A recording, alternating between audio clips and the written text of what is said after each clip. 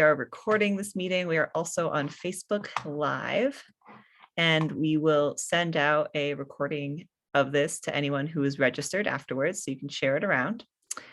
You are currently muted and your cameras are off. So as we go along, feel free to type questions in the chat box on Zoom. If you're unfamiliar with Zoom, just run your cursor over the screen and you should see a chat bubble at the bottom. And you should be able to click that and get chat. And if you're on Facebook, you can just put it in the comments section.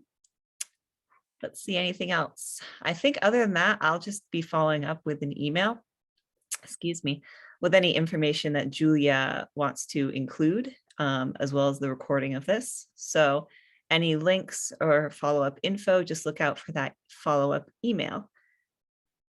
Okay, I think that was all my tasks. So I'm going to go ahead and introduce Julia. Julia is the Community Science Outreach Naturalist serving Vermont Center for Ecostudies through EcoAmeriCorps. Julia connects with Vermonters interested in contributing to various community science projects, such as the Vermont Lady Beetle Atlas, with a specific focus on the use of iNaturalist, Vermont eBird, and eButterfly. So we are very excited to learn about lady beetles tonight with Julia. And I think that's all for me, Julia. You take it away. All righty. So before I begin, the Vermont Center for Ecostudies is located on El New Abenaki land. And I also want to name the fact that doing land acknowledgements by themselves is not enough. And all of us need to be actively incorporating steps beyond land acknowledgements into our work and individual lives. So my presentation today is on the Lady Beetles of Vermont, invasions, extirpations, and discoveries. What do you think of when you think of a ladybug, also known as a lady beetle? Do you think of an image that looks like the one you see on the screen, a small, relatively round beetle with red wing covers covered in black spots? Or do you think of, well, still small, relatively rounded beetles that come in a wide variety of appearances, some only a couple millimeters in length, up to over 10 millimeters in length, which is relatively around the size of a dime. And as you can see here, some even have hairs on them. You can also find lady beetles in their egg form, which are typically in small clusters, either on the underside of vegetation or directly along the stems or branches of trees and shrubs. Some lady beetles, however, lay their eggs more individually, so you won't always find groupings such as this. You can also find them in their larval stage. They look quite a bit like small alligators, in my opinion. And you can find these again everywhere from grass in your backyard to the tops of trees. And finally, lady beetles, like many other insects, pupate when they transition from their larval form into their adult form. So you can also find them as these weird looking pupa. So lady beetles are very important to all of the ecosystems they exist in, which is a lot of ecosystems. You can essentially find lady beetles in every ecosystem found across North America, from forests to grasslands to farmlands, even in marshes and at the top of mountains. Lady beetles are extremely important as a biological check for small insects such as aphids, mealybugs, and scale insects, which many lady beetle species eat. Without our native lady beetle species, our ecosystems may become imbalanced. We may have too many of those small, soft-bodied insects, which could cause damage both to our native ecological communities as well as to our croplands.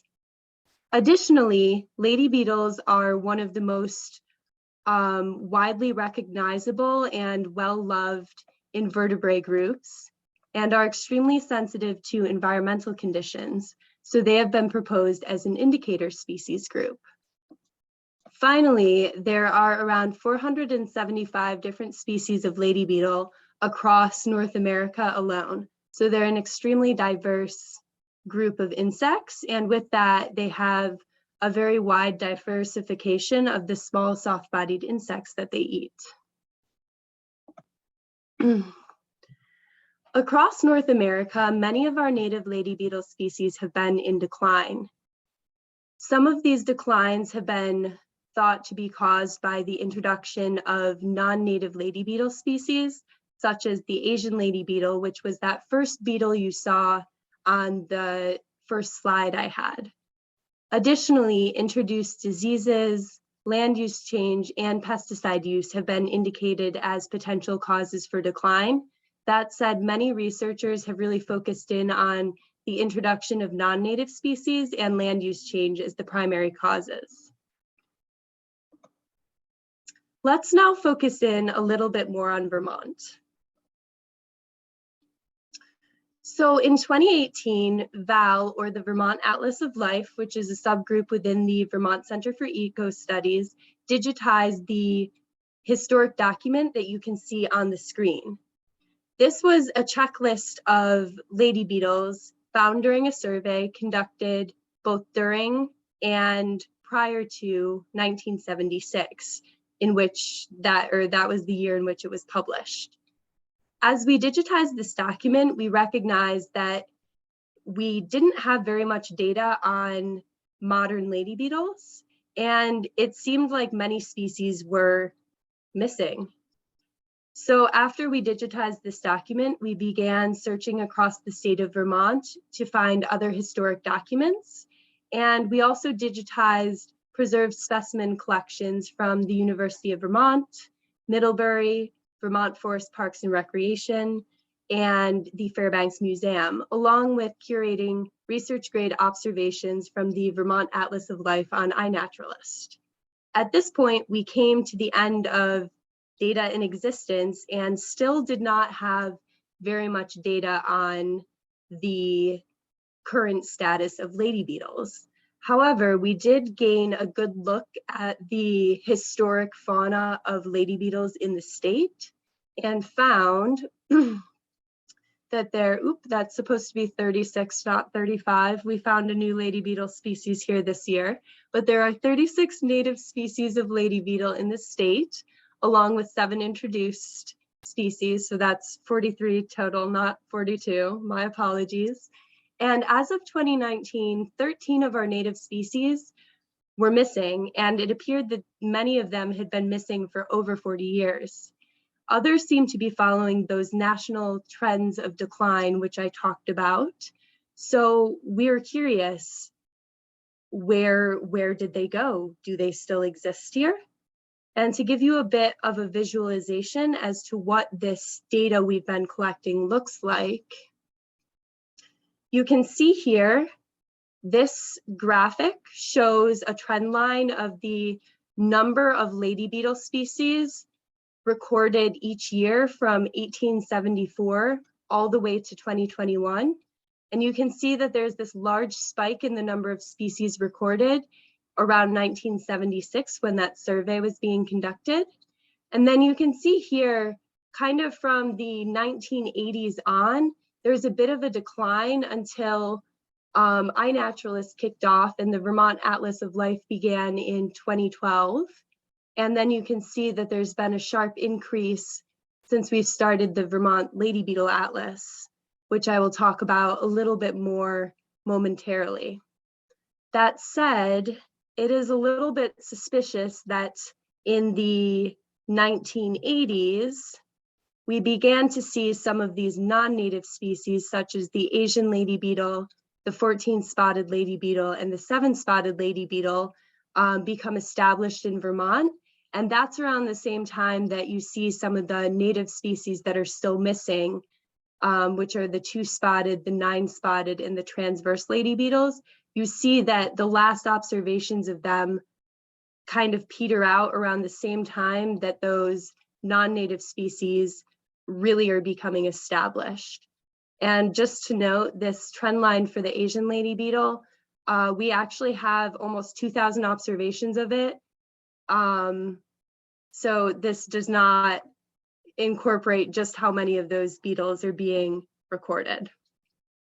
So all of this information we're finding about apparent declines, still having missing species, leads us to the Vermont Lady Beetle Atlas. This project began in earnest in 2020 and uses a community science framework to search for lady beetles. And basically what that means is we are calling on naturalists across the state to go out and look for lady beetles and upload them to iNaturalist, which I'll talk about at the end of the presentation. So basically what we want to figure out is if the missing species, which currently there are 10 species that we still have not located, if they are extirpated or extinct in the state of Vermont, or if they still exist in low numbers. And we also, from there, want to inform conservation initiatives that may need to be taken, which could look like native lady beetle reintroduction, or determining ways to combat non-native species if that is the cause of decline in the state of Vermont.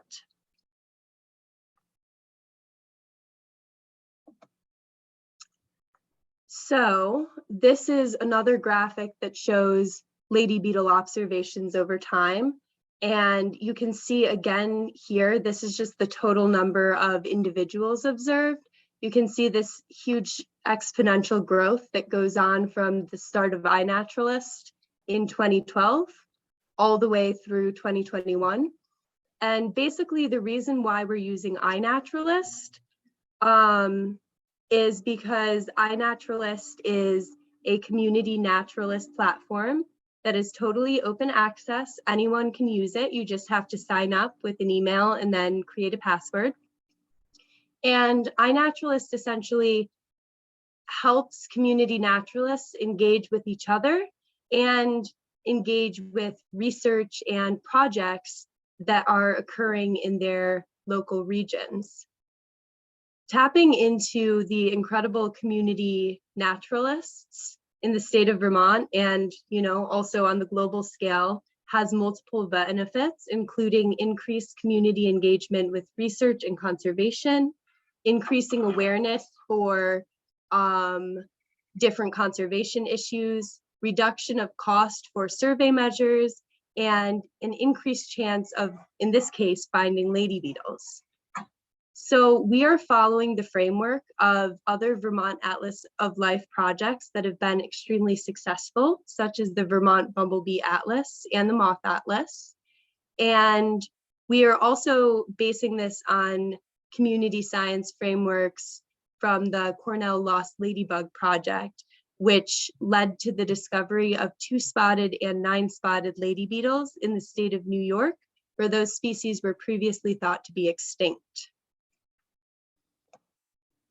This slide is a little bit redundant, but again, to engage with this project, all you need to do is download iNaturalist, and whenever you encounter a ladybug, you just have to take photographs of it. I'll go over some good measures for photographing lady beetles so they're identifiable at the end of the presentation. Upload your observations and they will get pulled into our Vermont Lady Beetle Atlas as long as they are observed within the state of Vermont.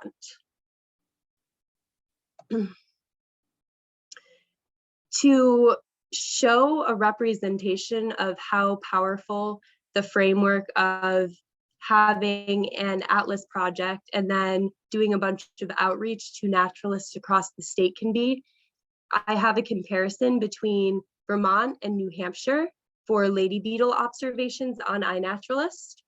You can see currently, in total, there are 3,197 research grade observations in the state of Vermont alone, along with 30 different species and 674 different people who have observed lady beetles, versus New Hampshire, which is much lower in all of those categories.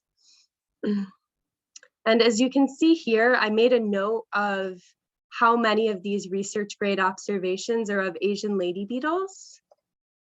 And you can see in this chart that I created from just the year 2020, Asian lady beetles were by far the most commonly observed species. And this can say a couple different things. First of all, Asian lady beetles are the species that you'll typically find in your house during the winter. And they're very much, since they're a non-native species here, the way in which they've adapted to a new place was to become rather associated with humans. So you can find them in agricultural fields, and you also find them in urban centers. So that might be one reason why they're being observed at such a higher rate than all of the other species. That said, the other reason may be that they're just much more populous than other species are at this point. A lot of times when I'm out, even on Mount Mansfield doing surveys for lady beetles, I'll still find Asian lady beetles. And I found them in places that aren't particularly close to where there's a town or agricultural land. So I think that it may be a combination of both slight skewed survey bias, but also the fact that they are just a very numerous species. To begin talking a little bit about what we found so far.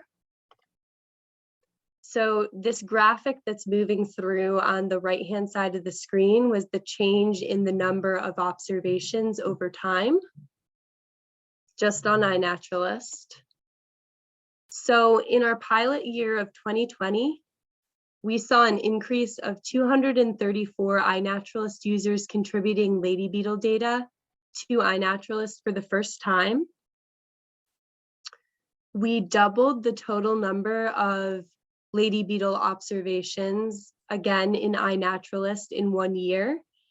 At the end of 2020, there were around 1,700 research grade lady beetle observations uploaded to iNaturalist, and 914 of those were made in 2020, which was 54% of the total iNaturalist observations at that time.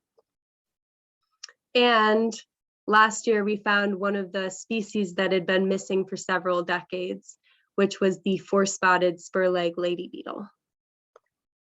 In our second year of the Atlas, which is just winding down now, we had another 205 people contributing research grade lady beetle observations for the first time. And we yet again doubled the total number of lady beetle observations on iNaturalist, which is really exciting. We now have over 3,000 observations, and excuse me, many of those were from just this year.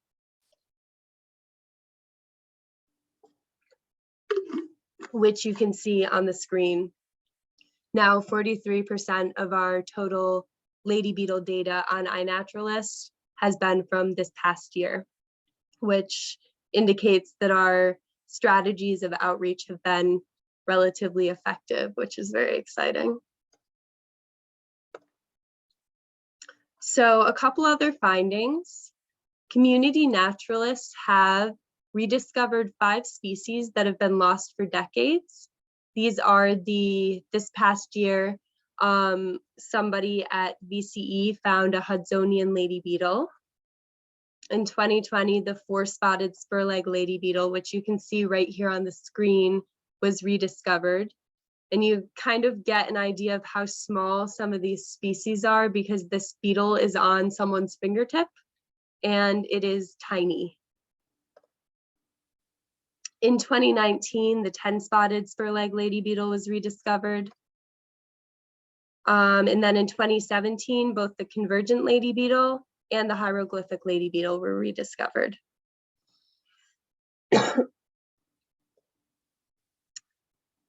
Additionally, 3 new native species that were never previously recorded in the state of Vermont have been discovered. These include the undoubtable lady beetle, the mountain lady beetle, and the disc-marked lady beetle.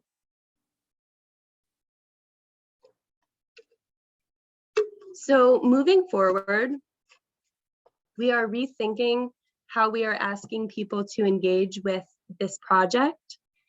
Last year, we encouraged people to adopt survey priority blocks and systematically look for lady beetles across a roughly 3 by 3 mile block.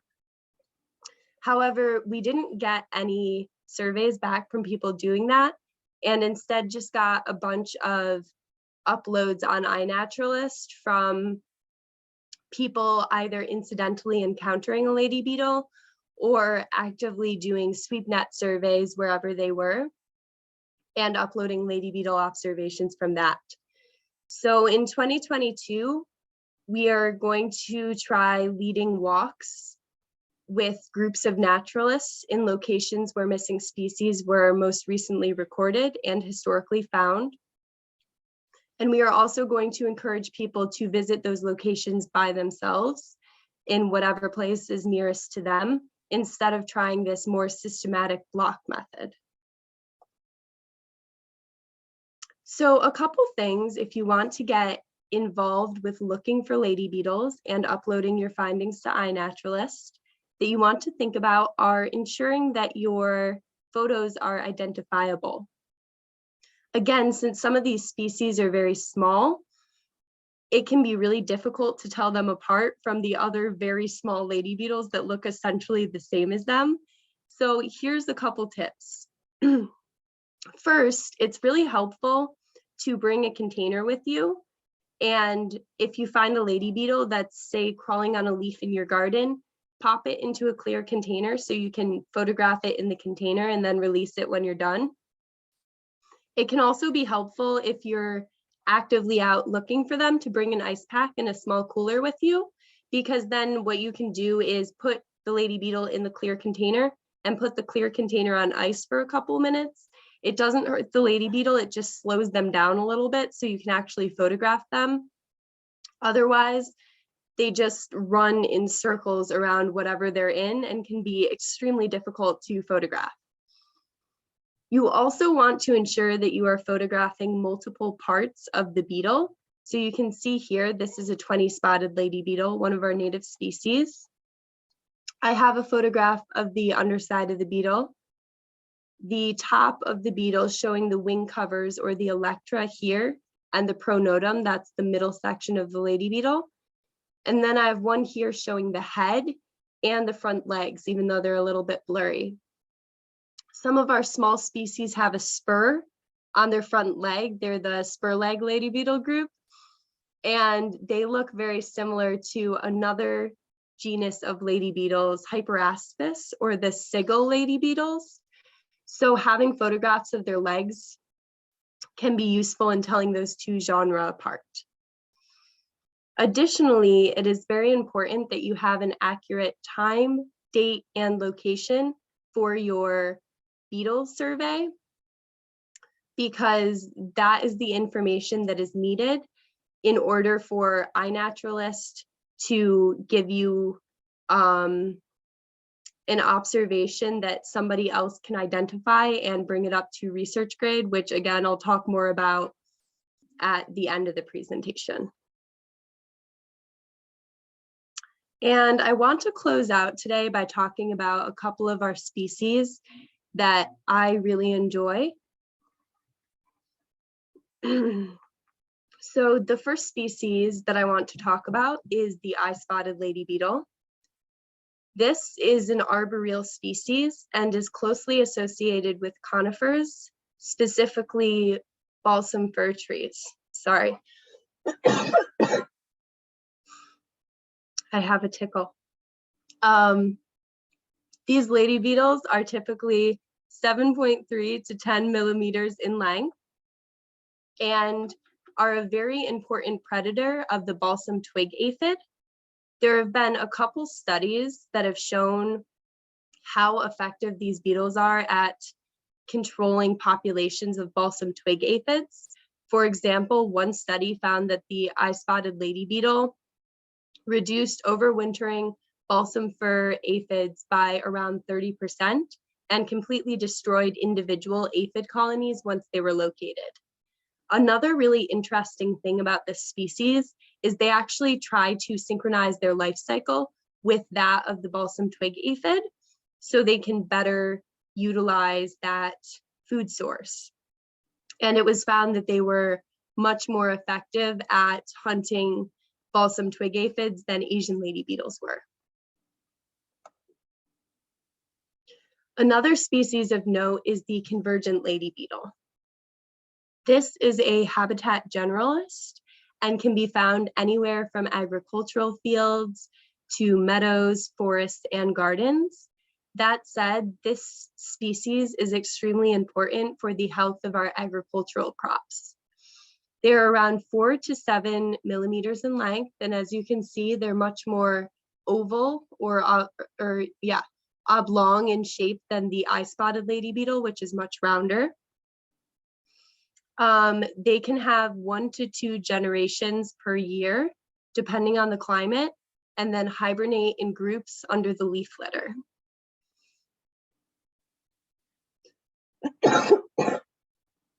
The final species I want to talk about tonight is the marsh lady beetle. This species is much smaller, only 3 to 4 millimeters in length, and is very elongate in form. Overall, lightish yellow, as you can see, with black spots across the entire beetle. There isn't a whole lot known about this species other than the fact that they prefer low-growing vegetation in wetlands, marshes, bogs, or meadows that have depressions that are very damp. So this is a nice species to look for because we don't know much about them, and learning more about their habitat use and life cycle would just be helpful. So with that, I want to kind of close by saying that all of your lady beetle contributions, along with any other taxonomic group that you are interested in, is extremely helpful. And I really hope that you all download iNaturalist and want to participate in this project. I was thinking at this point we can kind of turn this a little bit more into both questions, and then maybe if you could allow people to unmute themselves, then we could have a little bit more of a conversation. And if folks are interested, I can do a brief demonstration of how to use iNaturalist. Well, thank you so much, Julia. Oh, thank you. Yeah, it's really encouraging to see how many people were involved last year in submitting sightings of lady beetles. So congratulations to Vermont Center for Ecostudies for that. We do have some questions here. So why, I'm just thinking, does it make sense to start out with what we've got here, and then maybe you could do a little screen share and show folks how to use iNaturalist? Does that make sense? Okay. Well, yeah, why don't we start with that then? Does that sound good, Michael? I can ask the first one here. What would you recommend as the best guides for identifying lady beetles? Oh, you're muted. Classic Zoom issue. Well, so there really aren't any great guides for lady beetles. In Vermont, oh, hold on, I need to get out of my screen share so I can pull up the link. But we put together a pretty extensive guide to the native and non-native species that have been recorded in the state. And on the website, we have pictures of the beetle, identification, habitat, life history, and then a map showing where they've been found in the state. So let me pull that up. But there also is a book by, or a PDF by Gordon, which is very comprehensive and is all of the lady beetle species that him and his collaborators found north of Mexico. But it is old and very technical. So I'll grab the Vermont Atlas of Life and pop it in the chat right now. Great, thank you.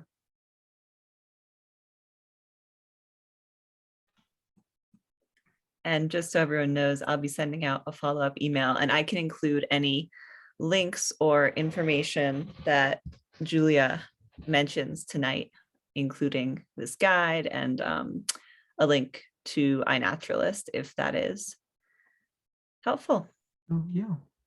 So the next question is, I grew up hearing that the number of spots on a lady beetle indicated, quote, her age. Do they gain more spots as they age? Also, do males and females look the same?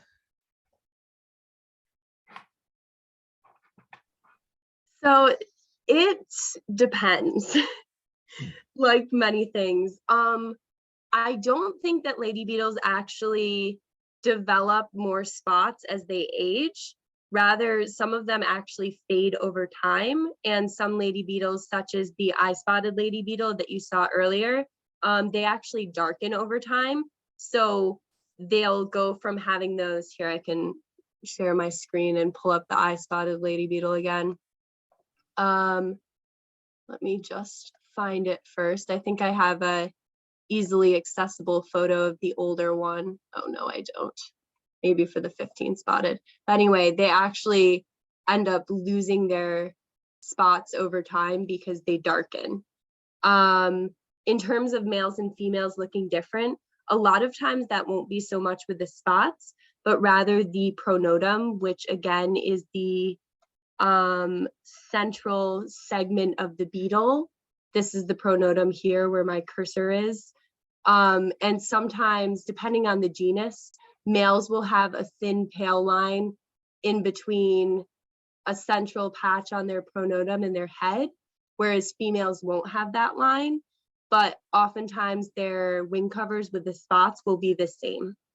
That could vary for species that I'm unfamiliar with, but for the Vermont ones, that's really the only difference in terms of males and females. And then kind of last thing on that, there are some species that vary a lot in terms of their number of spots, just on a individual to individual basis. So for example, the Asian Lady Beetle, you can actually find ones that have no spots at all on them. And that's not an age thing, that's just a very spotless beetle. But you can see here, this is a young 15 spotted lady beetle. And you can very clearly see dark spots on kind of a grayish orange wing cover versus a much older individual that, as you can see here, it's turning this like deep purple, which sometimes eventually becomes so dark that you can't see the spots at all. Thank you. That's a great photo comparison. Yeah. That's awesome. Next question here is, do they migrate? Some of them do. So there are a couple species that will go up and down mountains. They'll overwinter at the top of the mountain, kind of under logs and rocks. And then in the summer, they'll migrate down into agricultural fields. And I think that's the 5-spotted lady beetle that does that, but I'm going to just fact check myself really quickly. Other species, their migration of the year isn't really a migration at all. They just emerge from where they overwinter, which again is either under leaf litter, under the bark, like loose bark of trees. For the Asian Lady Beetle, they will overwinter a lot of times in people's houses. And then in the spring, they'll emerge. But there are some species that will preferentially overwinter in the forest. And then in the spring and summer, will utilize crop fields if there are fields nearby, even if they're more of a forest species. In general, they're very mobile and just go to wherever the food is. So you can, that's why agricultural crops can sometimes be a really good place to turn them up, because if it's a monoculture, usually there's a higher pest load. So it just brings all the beetles to the town. And let's see. Yeah, It is the 5-spotted lady beetle that migrates. They seem to hibernate at elevations between 1,600 and 3,300 meters in the US and a little bit lower in Canada, aggregating at the same location each year.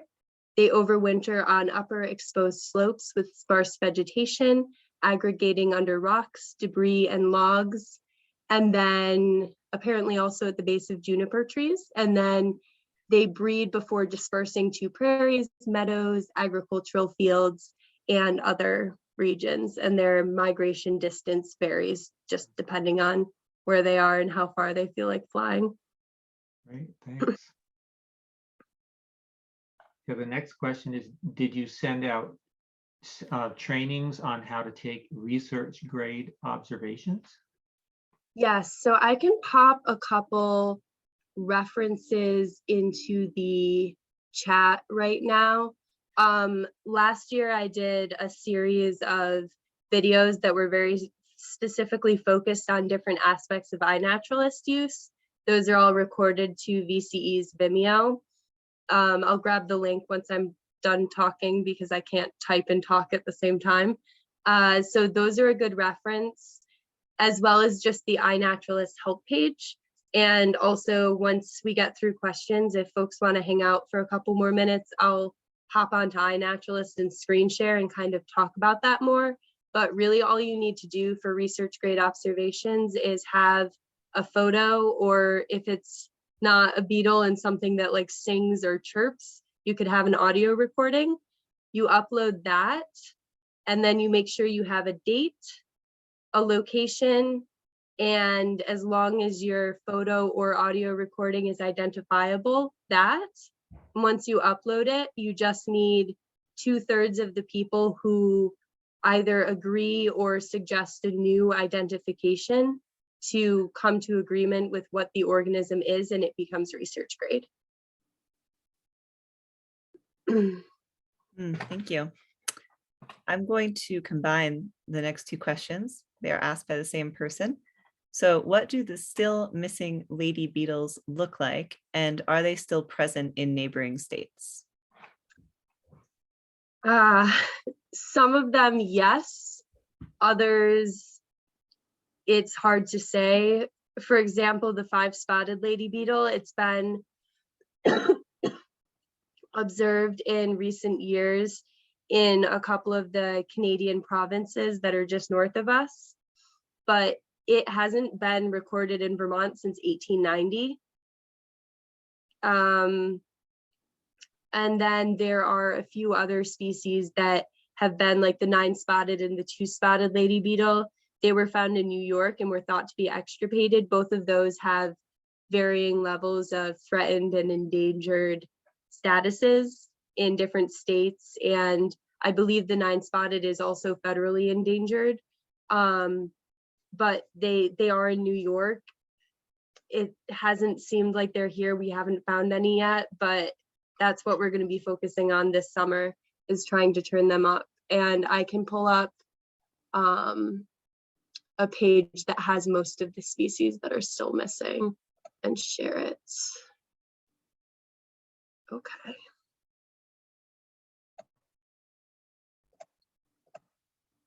There we go. So here's that 9-spotted lady beetle that I was talking about. These spots, again, sometimes they're really clear, other times they're barely there to spotless. The 2-spotted lady beetle can also be kind of inverted in how it looks. It can be entirely black with red spots. We found those. This one is still missing, the transverse lady beetle. We have a couple really tiny guys that are still missing, both the firefly duskling and the undulate sigil lady beetle, along with the glacial, the 5-spotted, that's the migratory one right there, the 13-spotted, the esteemed, and then this sky mist species that does not have a common name, which I may have found 1 or 2 of on Mansfield this summer. I personally don't like taking like killing insects to take them back and identify them. And you can't really identify them from photos. So it could have been that species, but it also might have been a different skymus species. So that one is an undetermined level of missing.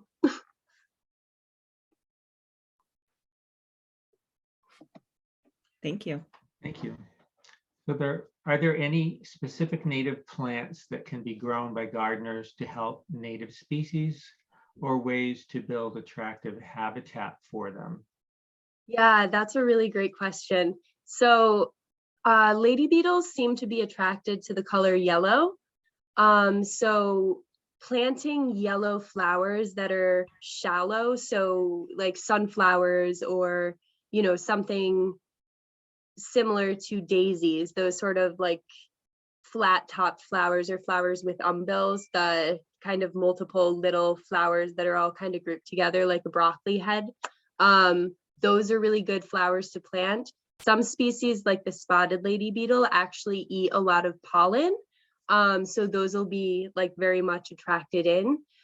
That said, honestly, lady beetles are more attracted to areas based on the larger landscape structure than they are to individual gardens. So if you're, say, living in a very populous city and you have a very sad garden, but it is the only green space in your area, you're going to have a lot of lady beetles, whether it's prime habitat or not, versus, you know, you could have this beautiful garden and be out in the middle of this, like, you know, relatively monoculture woods, and you won't have very many lady beetles because you're in a more natural space, but you have more of a monoculture surrounding your small plot. So they'll just be elsewhere in the landscape. But for your small garden or large space, having a variety of vegetative structures, so having trees and shrubs and herbaceous species is kind of the best way to attract them, because we have a ton of different native species and they all kind of use different vegetative structures. Also ensuring, if you're on land that has trees, that you leave standing dead and down woody debris, because a lot of lady beetles will overwinter using those. That's also really helpful. For grassy areas, if you can leave areas that you don't mow until it's winter time, that's a really good way of providing habitat for them and other insect species, along with bobolinks if there's enough grass.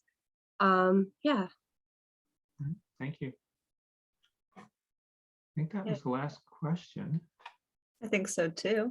We have a little bit of time. So do you want to share your screen, Julia, and just show folks?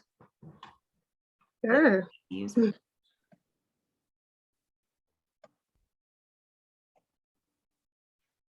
Alrighty, so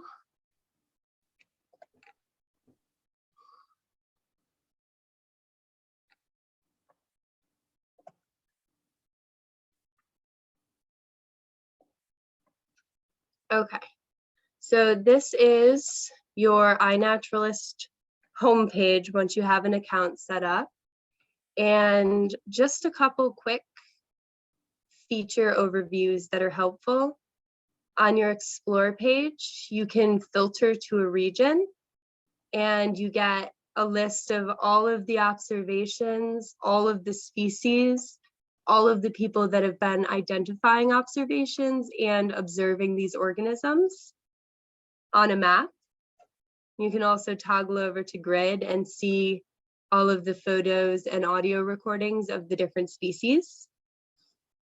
And this is just in the state of Vermont. So iNaturalist has become a pretty powerful platform.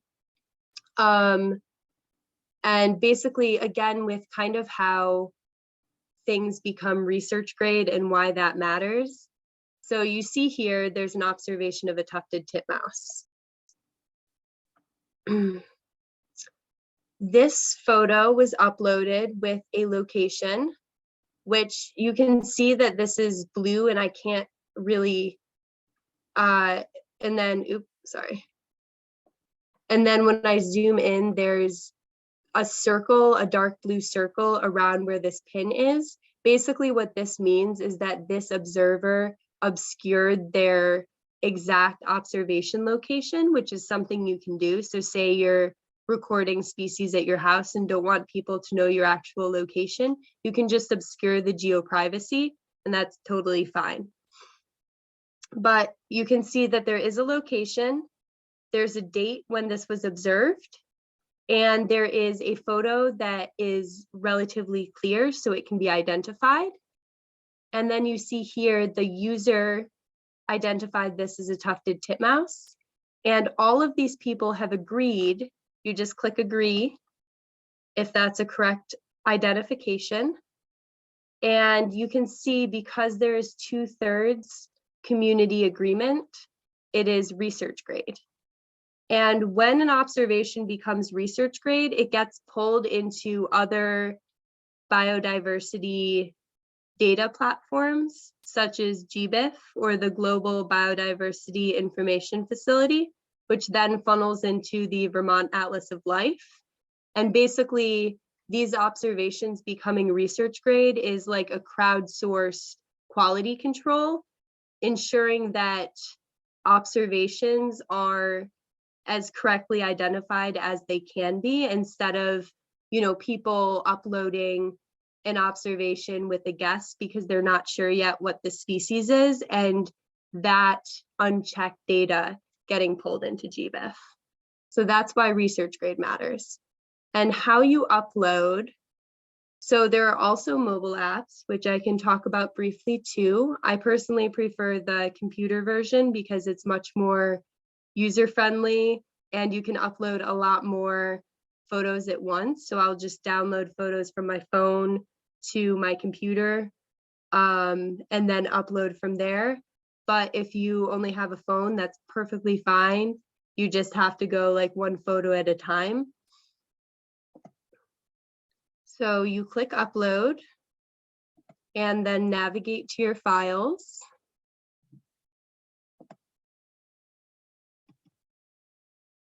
And once you're in here, you can upload a batch of photos all at once.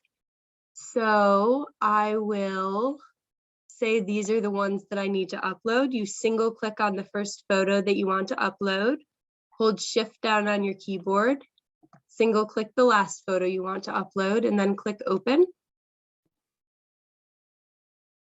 And now my computer will slowly think about loading these. All right, and now you can see each photo has uploaded on an individual, I call this a plate, this white rectangle that has species name, the date, the location, and space for notes. But you can see here, I have multiple photos of the same individual, and I do not want to upload those like this, because that would then be indicating to iNaturalist that it's a separate photo of a separate individual. And since these are all the same, I want them to be in the same observation.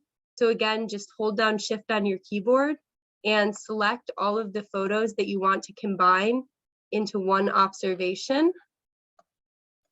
And then simply click combine at the top. And now you can see all 9 of those photos of this wasp are in one observation. From here, when you want to enter the species name, iNaturalist will give you suggestions based on artificial intelligence from other observations that have been uploaded with species such as birds that a lot of people are photographing. The AI is quite good. With species that are less observed, like lady beetles, it's less good. So basically here, this is actually correct. It is a dark paper wasp, so I can just select that. But say, for example, every time I upload photos of 14 spotted lady beetles in a scintillation vial, iNaturalist identifies them as spot croakers. I don't know why. That obviously is not correct, but if I didn't know what that beetle was, I could either just say insects, or if I knew it was a lady beetle, I could just put down lady beetles. And then once you upload, other users will help you identify it down to the species level. One other thing of note here is you can edit multiple photos or multiple observations if they're made at the same location. So you can either click select all or do the holding shift down on your keyboard and single clicking on each one that you want to edit at the same time. You can see here, I can now edit multiple species, edit multiple dates, and the locations. And since I had my location turned on my phone, it automatically generated the GPS point of each of these photos. And then another thing, right now you can see my location is public, but if you want to obscure your location or make it private, you can do that. The difference between obscured and private is if it's obscured, you are able to easily still share the specific location data with people who are coordinating projects that you join. So for example, the Vermont Lady Beetle Atlas. If you make it private, it's much harder for people coordinating projects that you join to get the actual location of where you are observing that species, and obscuring it works just as well. So I would personally recommend that. And basically, once you are done, you just click submit and your observations will all upload onto your dashboard. Are there any questions here? I know I just threw a lot of information at everyone.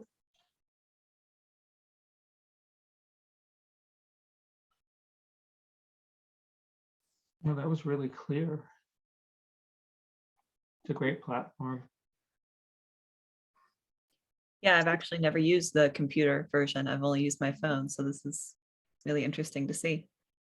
Yeah, it definitely, if possible to view iNaturalist on a computer, I recommend it so much more over the app, or even if you're on your phone and you have access to Wi-Fi, just going on the web browser version of iNaturalist on your phone. If you want to explore things, it's just infinitely better. The apps are a little bit difficult to navigate. The final thing I'll talk about here, and then I'll just screen share some screen captures of what the app looks like. It's the same process, you know, it's just shuffled a little bit to fit on your phone screen better. But iNaturalist also has projects. So for example, we have, oh, I guess I'll just have to search it.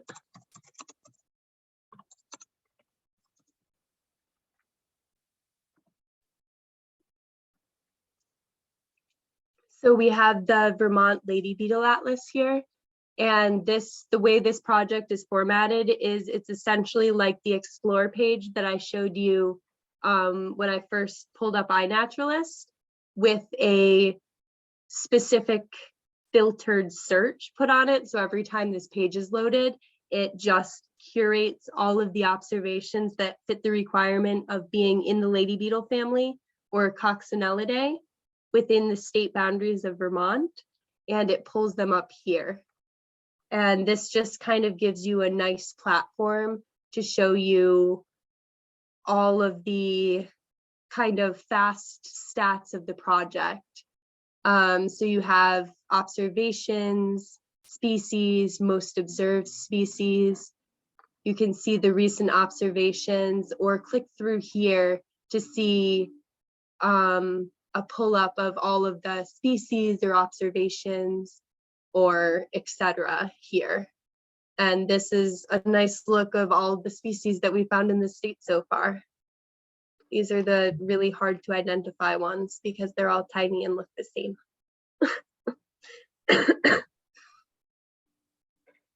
So yeah. I do have one Go ahead. question that's come to mind. I noticed that the examples on iNaturalist that you're sharing show some pretty common species. So how do you decide whether to report common species versus ones that are less common, that might be notable in terms of just rediscovering a species that hasn't been seen in a long time or is rare? Definitely. So I personally, if you're participating in a project like the Vermont Lady Beetle Atlas, all data is valuable data, even if you only find really common species, or if you find no species, just sending an email, even being like, I was surveying this place at this time and found no beetles. That is all helpful. So I personally would say, if it looks like a lady beetle and you want to participate in this, still photograph it and upload it to iNaturalist. But really the common one that you could exclude and that's pretty easy to identify is the Asian Lady Beetle, which will be, well, actually they can also sometimes be fully black with red spots. But usually the ones here are red with either black spots or sometimes no spots, have this white pronotum with this distinctive M shape on the pronotum in black. But I'd honestly say whatever you see, still photograph it and upload it, even if it's the, like, 10th one that you've seen that day. Okay, thank you. Mhm. And then just looking at the app quickly, oops. These are some screen captures of it. You can see the Explore page automatically takes you to a map, which is same thing as the iNaturalist platform. You can still see all of your content, both those that are identifying things for you and just your observations, along with the ability to, by clicking observe here, you can upload either directly from your camera, or you can take a bunch of photos and then upload them from your camera roll, which I personally prefer because iNaturalist in the app only lets you take one photo at a time. And if it's a quick moving critter, it's better to just use your camera app and then upload whatever you get later. And that is what I have for you all today. Thank you. That's great. Yeah, Yeah. thank you so much. Thank you all for coming. And if anyone has any further questions, I'm happy to answer them, or we can call it an evening. Yeah, people in the chat are just thanking you for your answers and the information. And I will send out any info that you send to me, Julia, tomorrow. Sounds good. All right. Have a good night, everyone. You You too. too. Bye. Bye.